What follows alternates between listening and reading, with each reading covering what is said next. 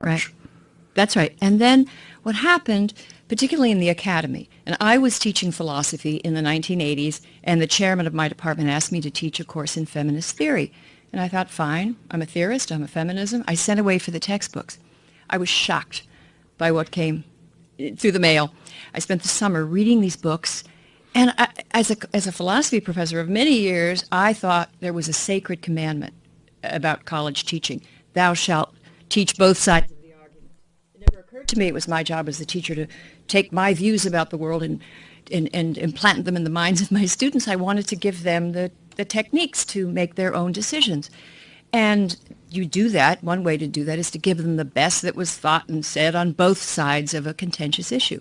Well, these textbooks were not like that. They were a series of mutually reinforcing readings, and it was a conspiracy theory about the patriarchy, buttressed by inflated statistics. So after spending a summer reading these books, I wrote a paper I went to the American Philosophical Association and presented it. And I will tell you, typically at the American Philosophical Association, if you give a paper, it's very combative, but then you go out for drinks. Well, we did not go out for drinks. I gave this paper. Women, mostly women in the audience, were hissing and booing. And I was excommunicated from a religion I didn't even know existed, the Church of Feminism.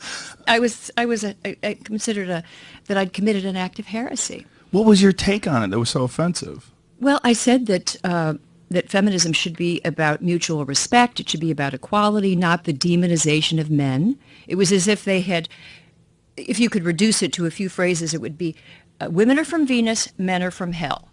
And I thought, that's absurd. Why would we want to teach courses like that demonize men? Let's celebrate humanity and and also accuracy, because these texts were filled with what I've come to call advocacy statistics, or in some cases hate statistics, sort of designed to create just anger in women. And they happen not to be true, but they work very well as propaganda.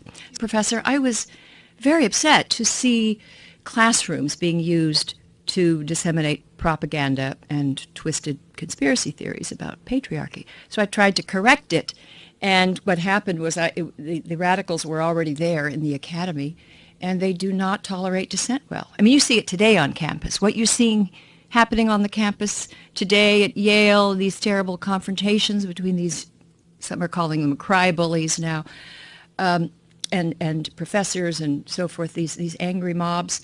I have been confronting them for years, but now the public is beginning to notice. Well, you've been,